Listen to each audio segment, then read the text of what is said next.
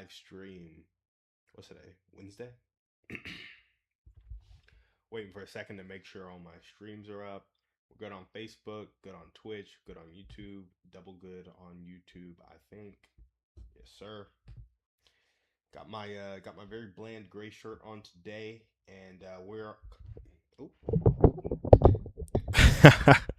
Look at that. Let's see if sound's working well.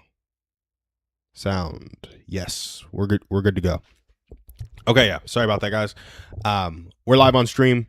We're here for a few reasons and a few reasons only. One, we want to help people feel more connected in their life. We do that in real life with the Austin Dog Parent Social Club, where we host one event per month, but we want to do that on the stream every morning with answering community questions and communication questions such that people can take that information back into their real life. And when they take that information back into their real life, we want them to build closer relationships with the people they care about. So that's what we're looking for on the stream with helping people feel more connected. We're also looking to give people a laugh with some dog poop horror stories, some favorite dog stories. No call-ins for those. I don't have any new ones of my own because all my poop scoops have been very mild. But if you do have one, come on the stream, share it, give everybody a good laugh. You can come on with any four of these topics by calling in or texting in to 512-591-6138. Again, that's 512-591-6138. I just turned off Do Not Disturb, so I will get your text. I will hear your message, and we look forward to having you on.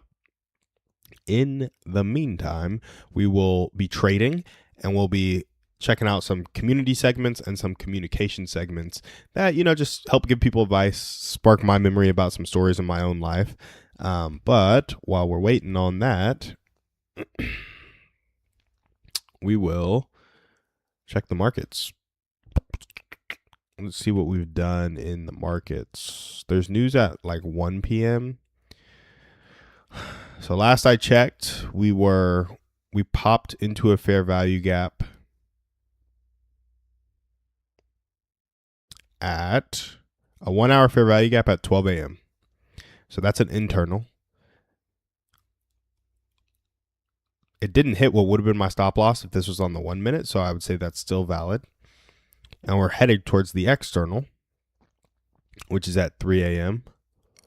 And we just kind of had a push down after a push up. Let's see. Did not create a fair value gap. Did not create a fair value gap. So it has CISD'd towards sell side. We're looking for another CISD towards buy side. And when we get that, we can enter. As long as it's in a discount, we'll go ahead and long it towards the high here. What I don't like about this is we're pretty overextended, I would say. Like, we're at the top of the market. So longing it to take the high again, it's not something I really like to do. But doesn't matter what I like. We're trading the strategy. And at 12 a.m., there was a bullish fair value gap formed. At 4 a.m., within that hour, it tapped into that, went really low to test it, didn't break what would be the stop loss, and started coming back up. And it's pushed up, had some rejection, pushed up, had some rejection. So, there hasn't been a CISD in the other way. So as of now, the liquidity to liquidity play is this internal liquidity at this 12 a.m. fair value gap to this external liquidity at this 3 a.m. high. And we are waiting for a CISD on the 1 minute, which means we'll need a high created, which there's a few highs it could take right now. We'll need a bullish fair value gap. And then we'll have to enter that after it's in the discount. So if we get all that, we'll be good to go. If we don't, we won't. So that's that. So guys, this is one of those days where I could probably get a trade any minute. So I'll kind of be back and forth between streaming and trading today. But I'll be trying to do a good job about looking at y'all's comments and such.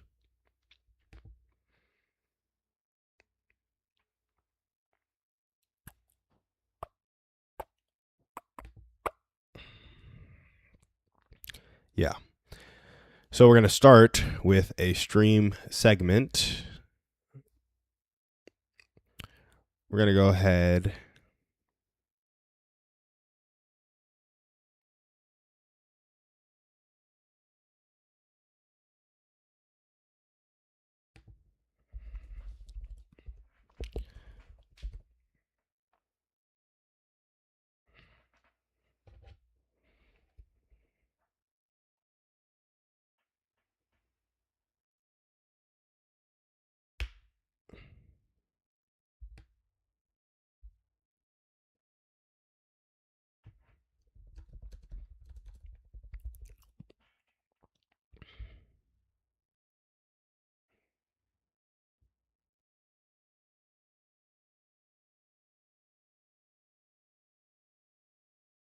Hmm.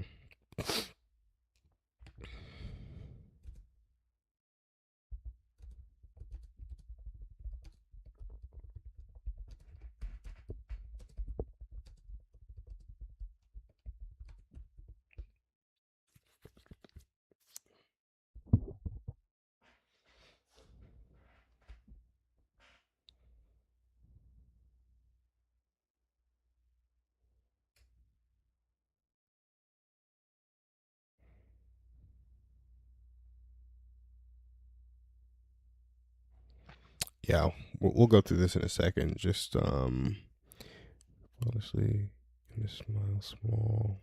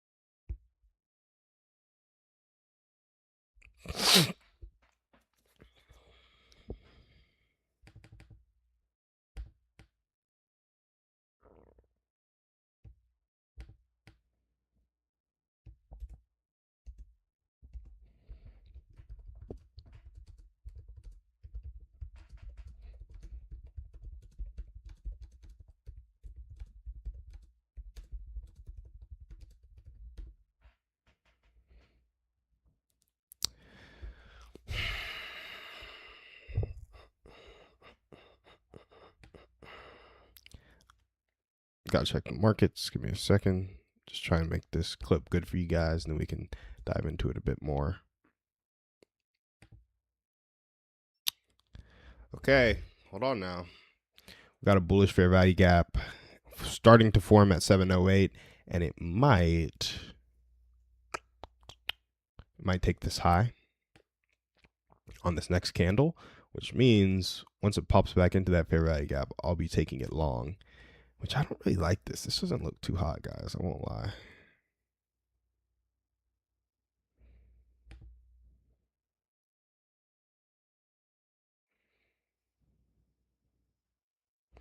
Okay, so it just took that high, which means we've had a bullish fair value gap and a CISD, which means we will be entering this trade at 26.27675, 26.27075. So 6-point stop loss,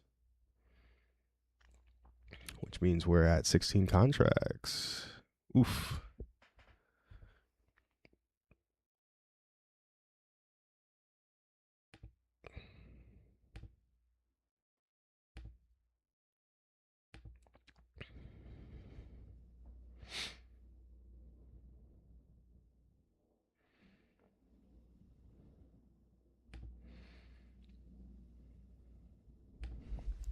Let's see if it comes back to fill me.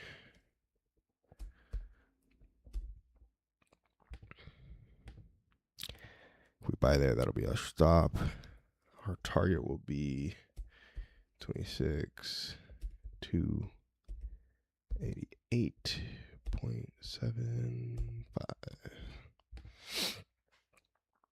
We'll be going in with 16.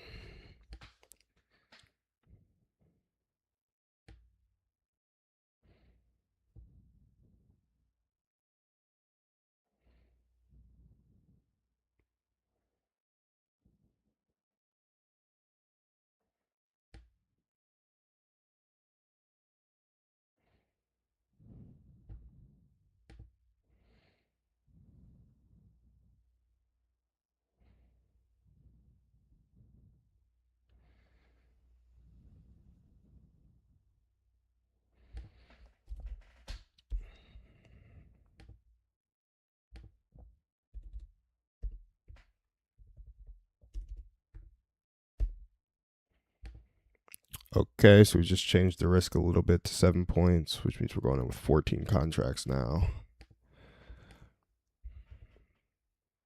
277.50.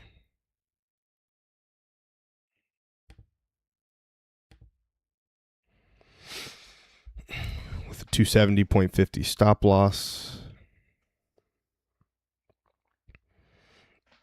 And a 291.50 target, which is 14 points. Looks like it might fill me here in a second. And then hopefully skyrocket up. We had our fair value gap, we had our CISD, and we're trading it when it pops into the discount. We're going to long it.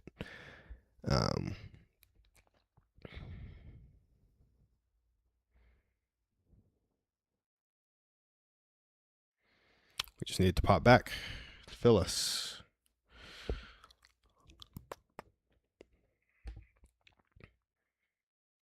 And while we're waiting on that, we'll go ahead and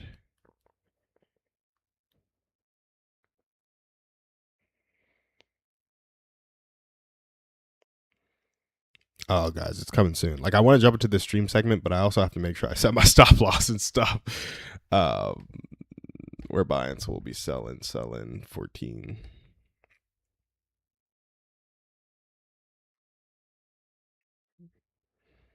Here we go. About to get filled. Just got filled. Ooh.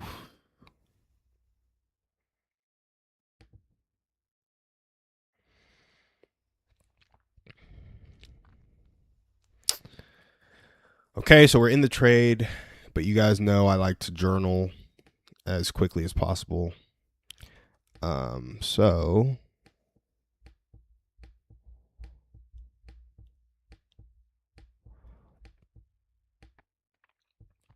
I'm going to journal the hour chart right now.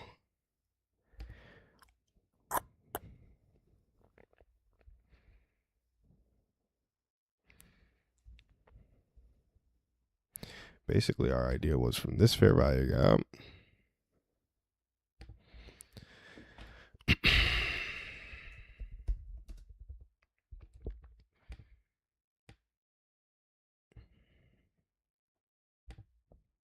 Fair value gap to this high.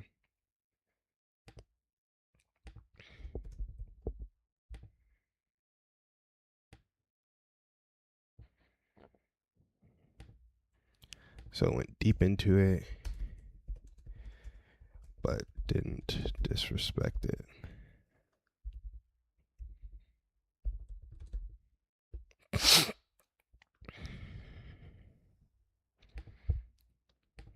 This was at all-time highs.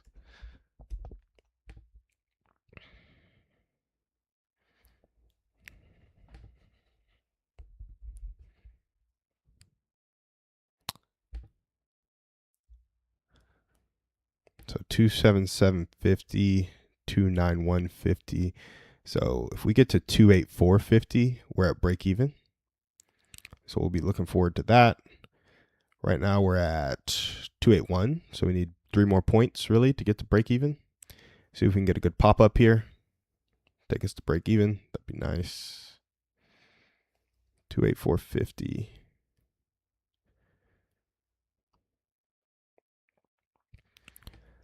Let's see what we got. Yeah, I think we're about to get there.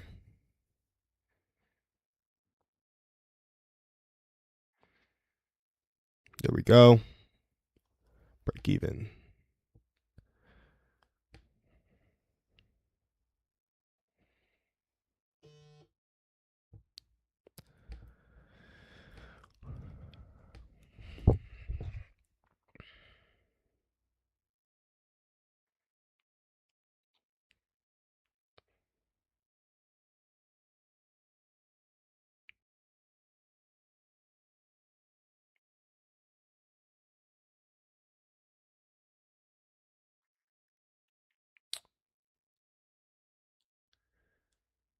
Sorry, guys. We just had somebody. We run apartment life, and we just had a resident do a group message where they tagged me specifically. So I was like, is something going on? Do I need to go help with something? But they were just asking for our help on a little event that they might want to host. So let me go back to journaling this trade, then focus back on the stream. I'm sure Gracie and I will talk about that later when we're both in the same room doing our thing. All right. So did I take a snip of this hour chart? I have not. I got too caught up with moving to break even. So give me a second, guys. Start journaling this trade.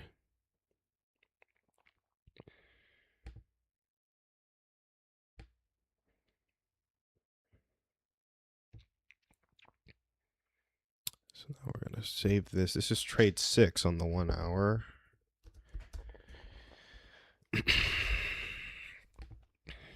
Now we are going to pop into the 1 minute. And where did we enter this trade? We entered at 277.50, I believe, right? Yep. And we took it long.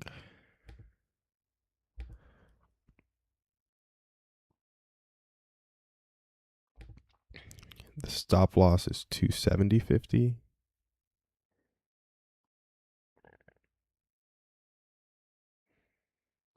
Oof. I don't like the look of that. Target is 291.50.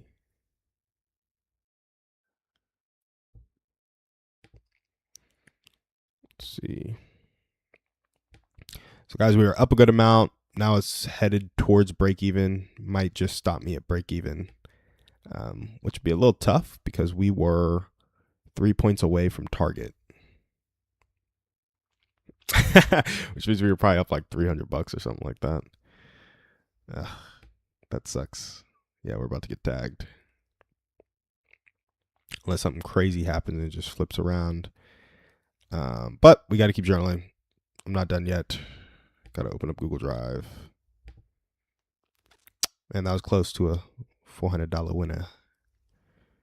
Let's see. Yeah, I think I just got tagged at break even. Ugh, so annoying.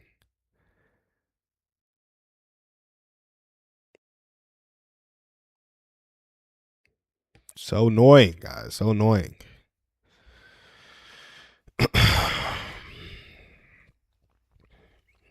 Well, I mean, we're still going from that fair value up to that high. Jeez. 2 break evens in a row that were like solid, like up there trades.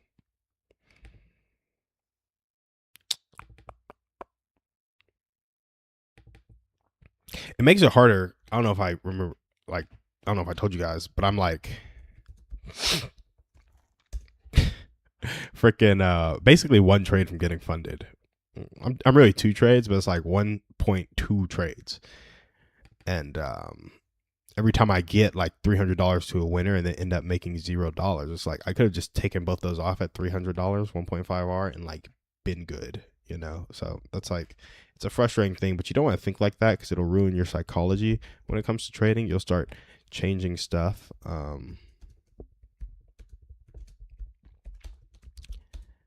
And that's no bueno. So we were in the discount on the 1 minute. There was a bullish fair value gap after CISD. We ended up getting a break-even result. Target, I don't even remember. Oof. But see, now we're happy we went break-even because I was going to our stop.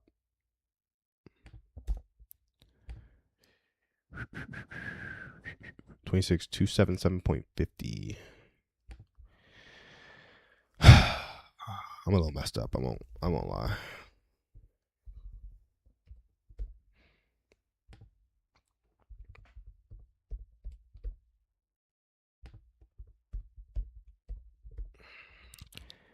We entered that. We made no mistakes on this trade, so that's always good. Got really close to stopping us out, but didn't quite stop us out. 26,277.50. And we did that at 7:13 a.m.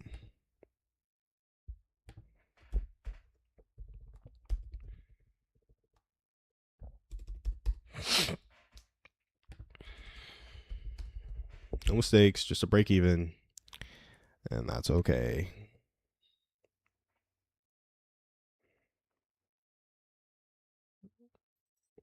Yeah, this is kind of tough.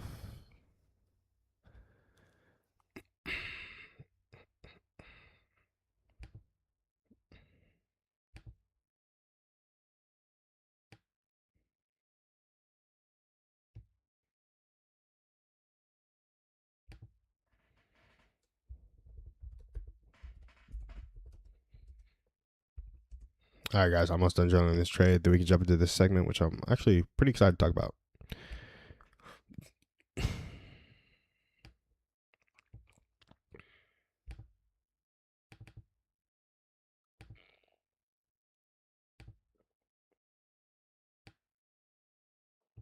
Just give me a second. Just a little bit's enough. Ooh, ooh. Yeah, tough. Tough, tough, tough, tough, tough.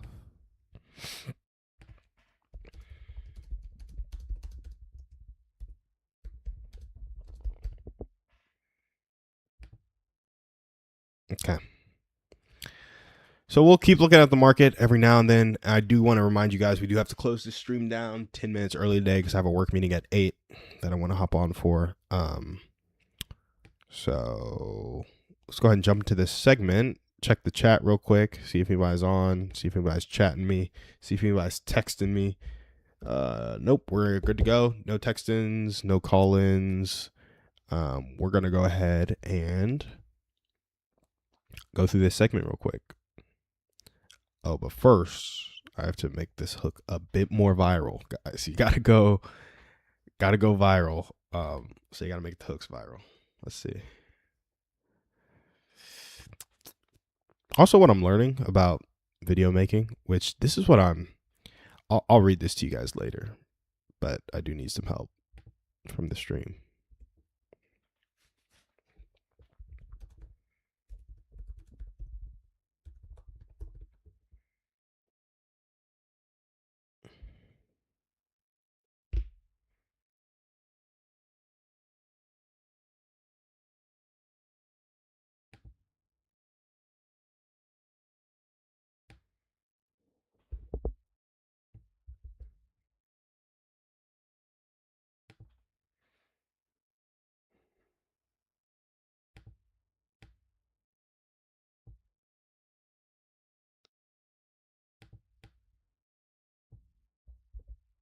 Okay, here we go. So, guys, when we're talking about communication, one of the things in communication is connection. That's the big thing that you want to do when you're communicating with people. You want to connect with them. One of the ways to connect with people is to smile. I know that's crazy, but a good smile goes a long way. And the specific action we're talking about today when it comes to smiling in order to connect with people is smiling even on those low energy days. So a lot of people might ask the question, I had a tough day at work, or I didn't get good sleep last night. I woke up and my kids were doing this. My dog was doing this. And that kind of put a damper on the day, or it's raining outside, or the stock market just lost my money, or yada, yada, yada. There's endless reasons to not be happy. There's endless reasons to not be in a good mood. So if you're asking the question, how can I go up to somebody and smile when I'm not in a good mood? This is for you. So let me make sure I'm good to go.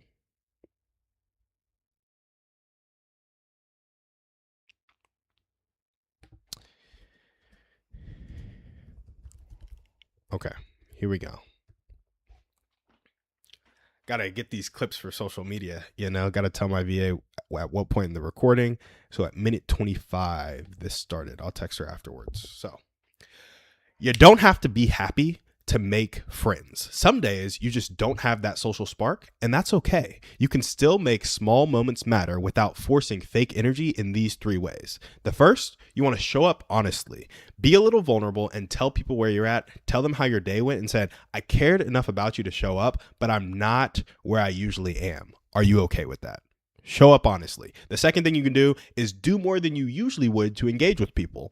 Because you're having some negative emotional experience right now, your baseline has decreased. So going over the top of what you feel like you should do will return you to baseline and make those interactions a bit more normal. The third thing, smile small. It's not performance, but it is a choice. We don't want to fake some huge smile where we're all over the place, but we do want to take the time to giggle at something or to laugh or to smile at a good memory, because by smiling small, we can start to change how we feel. These are just a few ways to act yourself out of a bad mood / low energy day into being a good and present friend. All right. I like that. We're going to text my VA real quick to tell her where to clip. Clip starts 25 minutes. 10:29. So I do want to talk a little bit more about that segment, because I've done this a lot, guys. When I was growing up, I was life could be tough, you know, and I was anxious and I was a people pleaser. Like, very seldom did I feel happy or feel relaxed or feel good. And everybody goes through a few years of their life where they feel like that. And if you haven't gone through them, they're probably coming at some point, because life gets us all, you know? But yeah, you know, when I was younger, I struggled, but I had to learn how to smile. And I know I've told this story on the stream before, but because, you know, my mom said, as a larger Black person, you want to be more smiley than not, because it makes people feel safe around you. Whether she was right or wrong, I think she was right, because I've seen it like literally live. Smiling is just better across the board, whether you're Black or not. You should smile, and it's good to smile. It shows that you're happy. It shows people that you're warm and welcoming. But it's also like, if I'm not smiling, what's going on? Ooh, this is a good story. When I got to college, little tangent on the fake smiling. I was asked what emotion I could not control. It was like this, there weren't a lot of people of color at Davidson. So at the beginning of the year, we would all get together, especially the freshmen coming in, and this organization would host this kind of weekend long event for you guys. And you would talk to each other, get to know the other people of color on campus, because there just weren't many of us. And at this like week or day long event or 4 hour, I forgot how long it was, but they asked us what emotion we couldn't control. And I was like, you know, I've been able to control all my emotions for a long time. If I'm angry, people won't know it. If I'm sad, people won't know it. But I can't control my happiness. And that was a big deal for me, because I could control all my emotions. Like, I was able to hide anger, hide sadness, hide anxiety, hide all of these things that I would feel and act despite them. But happiness wasn't something to act despite of. Like, it was a positive out of my reach, not a negative to run away from. And you know what? You can clip that, my VA. She told me to make some hand signals when I snapped 4 times. But I think that's important, because it's easy to run from stuff, but it's hard to run towards something when you don't know what it looks like. It's hard to have a great day when you don't know what a great day looks like. And that's something I was struggling with a lot. And so you don't have to fake happy to make friends. Yes, that's what we're talking about right now. But if you are having to fake happy continuously in your life, and you've gone through a stretch of years where you're faking happy, it might be time to stop and reevaluate your life and be like, what would it look like for me to actually be happy? What would need to occur for me to actually feel good about my days? And maybe it's nothing. And if it's nothing, maybe the thing that needs to occur is you letting go of the notion that you should feel good. Like, that's what Hormozy did this. And he basically got to a point in his life where he was like, I don't understand happiness. Forget it. I don't want to focus on being happy. And when he stopped focusing on being happy, years later, he said he got to a place where he was like, I enjoy my life. And he wouldn't have said that years ago. So anyway, that's just something on, like, if you're feeling like you're faking it a lot, this is not a tool to teach you how to fake it and never fix it. This is a tool to teach you how to choose to love somebody in the moment, but then go back and do the work you need to do so you're not always unhappy. I'm not promoting always being unhappy and just faking it. I'm saying, if you're just having a bad day, but you still need to show up for somebody, these 3 things help a lot. The first one, showing up honestly, I think this is a big one because you might come to an event and it's like people are expecting you to be your high energy self. Be like, hey guys, I love you guys, so I want to show up for this, but I ain't got it today. Maybe in 15 or 20 minutes that'll change, but I'm feeling pretty down right now because X, Y, and Z happened. But I still want to be with you guys. Is that cool with everybody? Well, yeah, that's cool, man. Thanks for coming. Like, let us know if we could do anything. And so when you show up honestly, it sets the frame and goes a long way. Like, people are like, hey, he sacrificed what he would rather be doing when feeling negative emotion to like come hang out with us. Like, you could have said no. And so it goes a long way when you show up honestly and you're a little vulnerable. And also, you might give others permission to do the same. Ooh, what's that Marianne Williamson poem? I got to read that real quick. Yeah, Our Deepest Fear. For you Coach Carter fans out there.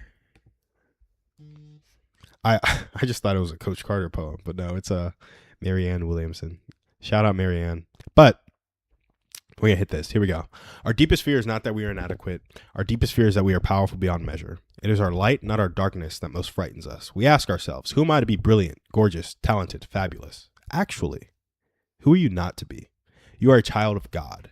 Your playing small does not serve the world. There's nothing enlightened about shrinking so that other people won't feel insecure around you. We were born to make manifest the glory of God that is within us. It's not just in some of us, it's in everyone. And as we let our own light shine, we unconsciously give other people permission to do the same. As we are liberated from our own fear, our presence automatically liberates others. And so if you're a person who gets to this point where you're feeling pretty crappy, and then you show up honestly, you might genuinely liberate somebody else from the pressure of dealing with that alone. Like, if you're able to come and say, which takes a lot of courage, that you're having a bad day because of X, Y, and Z, are you guys okay with that? I showed up because I love you anyway. Somebody else might be having a bad day and they thought they had to bear that burden alone. Like, it's very easy to think that people won't care about your problems and that it feels like a burden to other people to even share your problems with them.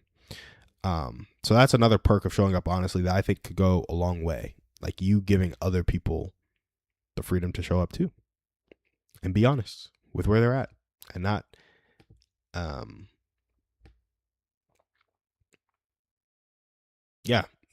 not just hide it, if you will.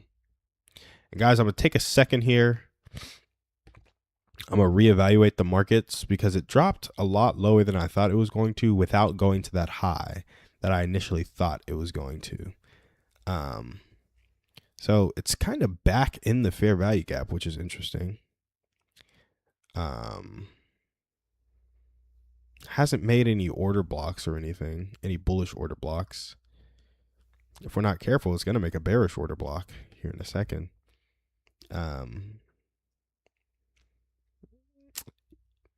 Yeah, I guess there's a bullish order block right where that low is. Yeah, I don't know what's going on. Anyway, it's nothing I'm trading. It looks ugly. So back to the stream. Gotta pause. Make sure I'm not getting any chats. Make sure nobody's texting in or calling in. That was our segment, guys. We're gonna keep going on it though. I like this one. Do more than you usually would to engage people. And I say that it's not more than you usually would. It's more than you feel like you usually would because your baseline has decreased because of your emotion. Like when you're sad or when you're angry, sometimes it's hard to get out of bed. Like I've experienced that where it's hard for me to get out of bed. And so if that's something you're experiencing right now, one, if it's consistent and persistent, please seek help. Like there are people who can talk to you about this who are way better equipped than I to help you with it. But if it's just a one-day thing, or you kind of know yourself and that's not what you need, I still might advise going out to try it. But either way, negative emotion can decrease your baseline. And so whereas like you're happy and you're like, oh yeah, I usually talk to people and ask questions and do this, that, and the other, right? When you're sad, you may be like, oh yeah, I usually talk to people, ask questions, do this, that, and the other. But the way you think you do it is just less. And then you're also feeling like not up to it. So you do less than the less that was normal. So you had your normal when you're happy. Now you're sad. So your perception of normal is less. And then because this is now your new perception of normal, you do less than that. So it's like double less is what you're doing because you feel down and you perceive everything in a more muted perspective. I'm saying going over the top of what you feel like you should do will return you to baseline action, basically, of like, hey, we need to really get this going so we can start acting ourselves out of this bad mood because, it's hard to be. I was reading this book. It's hard to be angry when you're laying down. I feel like it's hard to be sad when you're really moving around. Like when people are sad, they have way depressed energy. Like they're slouching their shoulders. They're moping around. They're walking real slow. So if you're walking fast, talking fast, and laughing, it's hard to be sad. Even if you're like forcing those things, you're like your body's gonna be confused, your mind's gonna be confused. And so I'm not just saying force it and fake it and yada yada, but there's something to acting your way out of an emotion. So do with that what you will. And then the smile small. It's not a performance, but it is a choice. We don't want you to fake smile, like give people that big wide grin where it's like, I'm just so happy. But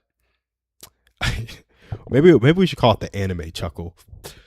It's like when your opponent in an anime does something crazy and you hear the little it's like you you can make a quick sound, like a just acknowledge funny stuff, like laugh a little bit. It's like, oh, this sucks and I want to be mad, but that was funny, like that type of smiling small. And you're gonna choose to smile at stuff. It's not like, I don't know. You don't have to just be a negative Nancy. But let's see if we can do a second segment real quick, and then we'll probably have to hop off the stream a little early. Nothing in the markets, guys. I ain't gonna lie. I'm a little confused as to why this just started dropping like this. Like the market doesn't have to obviously do what I think it's going to do, but it does follow some principles.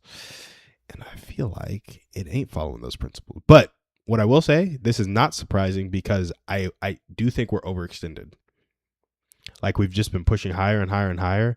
And anytime we're near the all-time highs, like trying to take a long into the highs, it's just tough because I'm like, this thing could turn around at any second. So I don't know how to put that in actual words in my strategy. And so I still took the trade, still got break even, like everything's good to go. But I'm not incredibly shocked that it's dropping like this because we were at the highs. And it can't keep going up forever, So just overextended. Something I noticed. So I guess that does make a bit more sense, but I still can't trade anything short because it's liquidity to liquidity.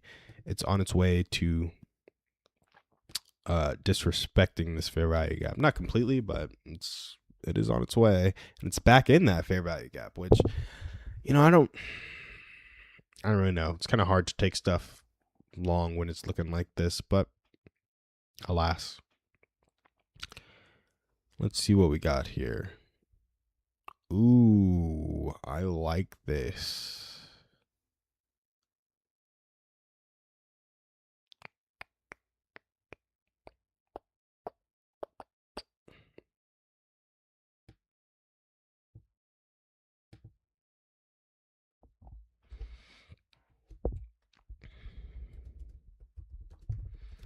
I like this.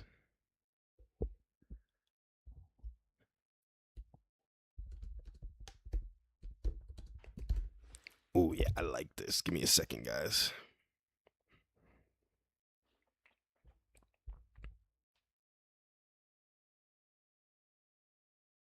Hmm.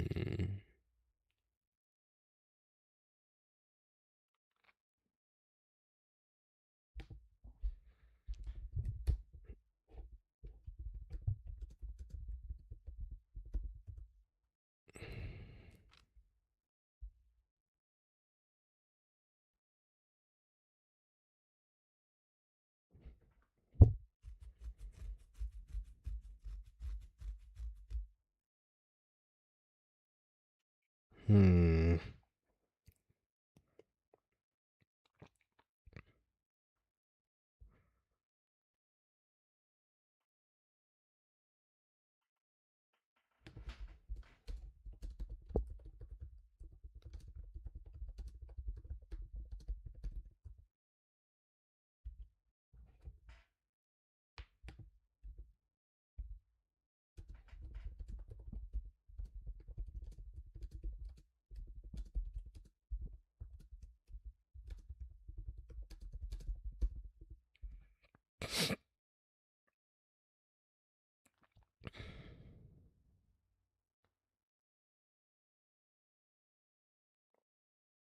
Okay, here we go.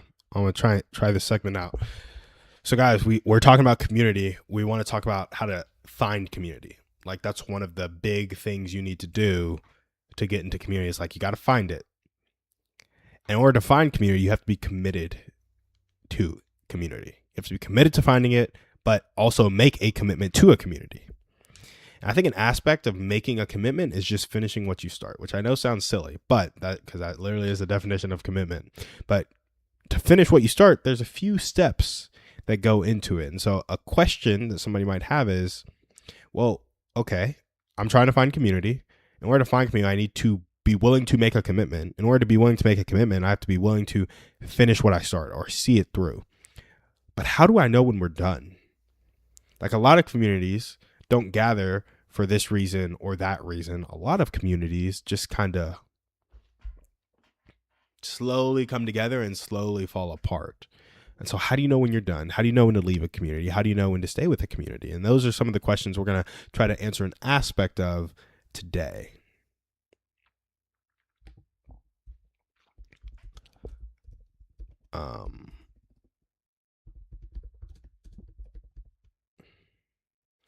So where I jump into this, here we go.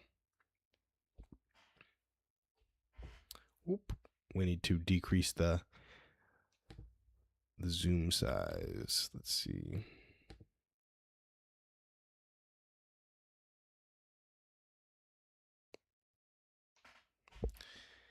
You ever notice how most communities / groups start to fizzle? Well, here's how to finish strong in these kind of 4 to 5 ways. I'm going to reset that.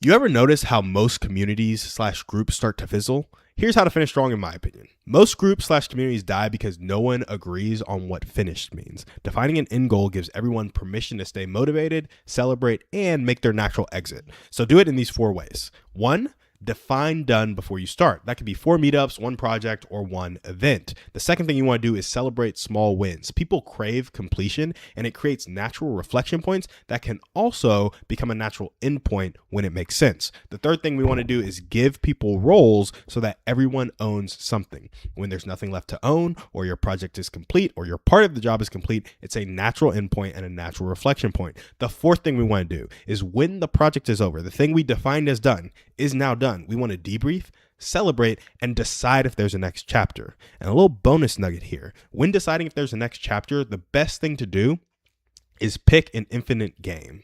When you're getting married, the goal is to stay married, not to get to some 20-year anniversary or 30-year anniversary. It's like we're staying married. When you're spreading the gospel, the goal is to spread to as many people as possible. When you're in the game of business, it's to stay in business as long as possible.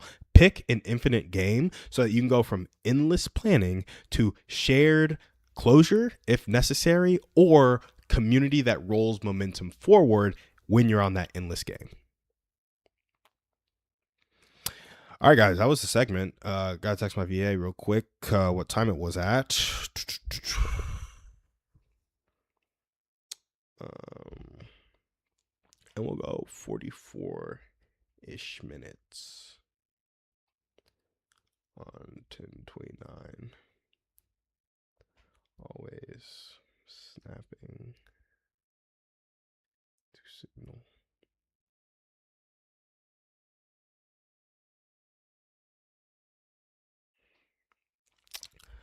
All right. So that's the segment, guys. I want to double check the charts one more time. We're getting a little bit of a push up. Guys, I might have to take the trade again.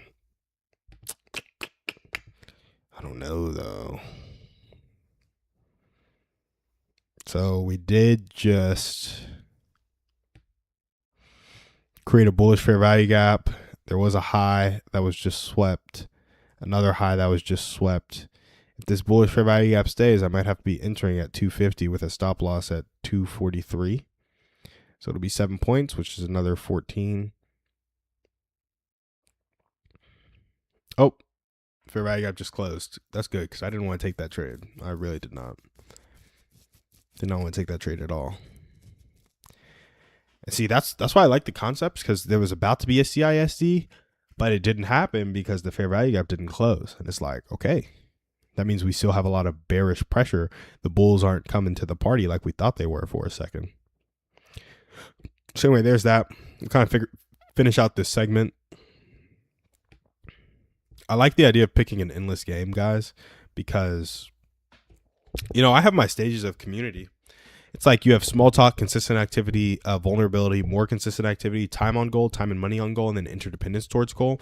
And I think a big part of community is getting to stage 7. Like peak community in my mind looks like interdependence towards goal, where it's like we're putting our time towards it, we're putting our money towards it, and we're depending on each other to show up and have complementary skills such that it gets done.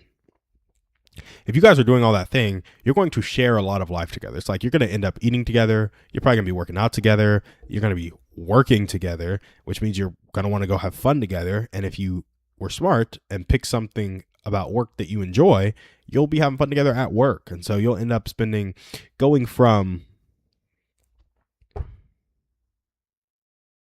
I don't know, 4 hours a week in that consistent activity, or maybe you're at 7 hours a week in the more consistent activity, 10 hours a week, to like easy 40-50 hours a week. Like when you're working together, you're eating together, you're showing up together. It's like the problem is most of this happens at work. Like people are putting their time, their money, and their skill set towards a goal at work, but then most people don't take their work seriously. And so in a world where we all take our work more seriously, more community would be built around the thing we're trying to do. Because initially, like the work was to survive in the like village concept, but now we have so many conveniences in life. It's not as much survival as it is like stuff that isn't necessary to our survival. So you have to be acting out of other motivations, if you will. And money is a good proxy for that motivation, but only insofar as it helps people do more selfish things. And so then money doesn't have utility for a long time, which is why when you pay somebody just a living wage, you can keep them motivated to keep working for a while. But once people make money, they stop doing crappy jobs. Shocker, right? Because the money doesn't mean anything. You have to incentivize me in other ways now. And so, yeah, I don't know. It's just, I like that idea of picking an endless game. That's why I like business so much. I think it's a great way to do something meaningful with people who care.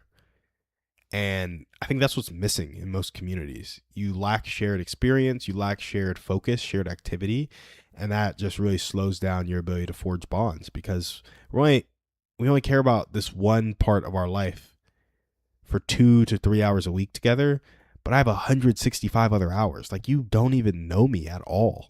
Unless we've been sharing 2 or 3 weeks together for 152 weeks. Now we spent 300 hours together.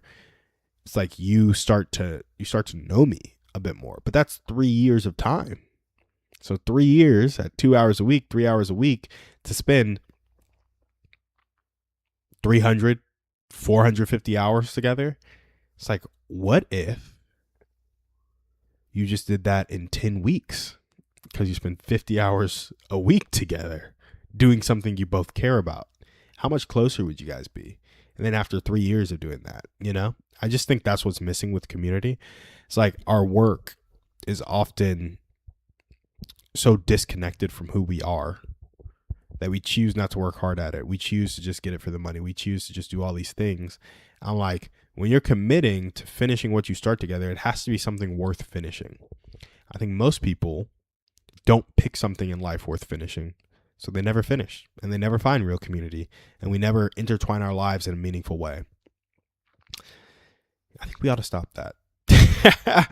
I think we ought to stop that. But, it's not always a practical. There's not always a practical way to do it. But I don't know, just those stages of community, like that interdependence towards goal. If that's peak community, I think it's because you are sacrificing the most to spend the most time together. And I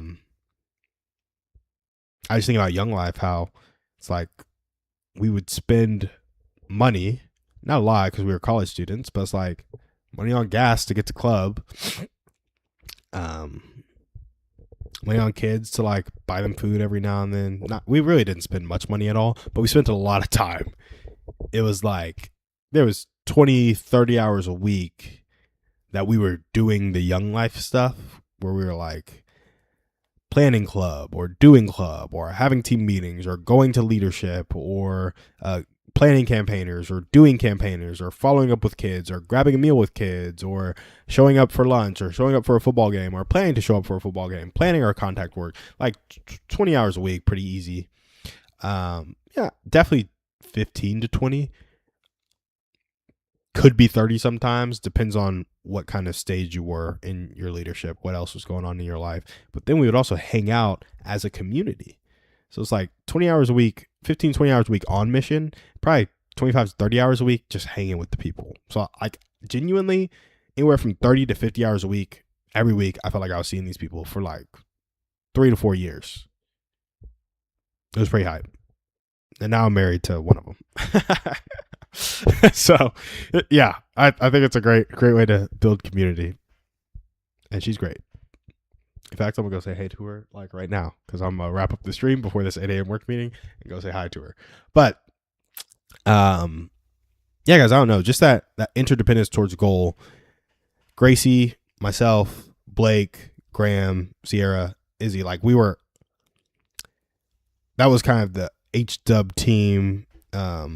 We had ALO in there for a little bit because we had merged, but it was like we were like doing meetings together and like showing up together. And like we needed each other to show up to pull off club. We needed each other to show up to pull off campaigners. We need each other to show up to like love on kids together.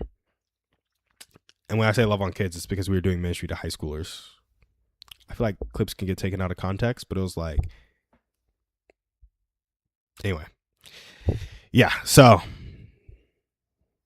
I don't know. Some people were good at organizing. Some people were good at like rallying the guys. Some people were good at rallying the girls. And it was like we needed all of that to pull it off.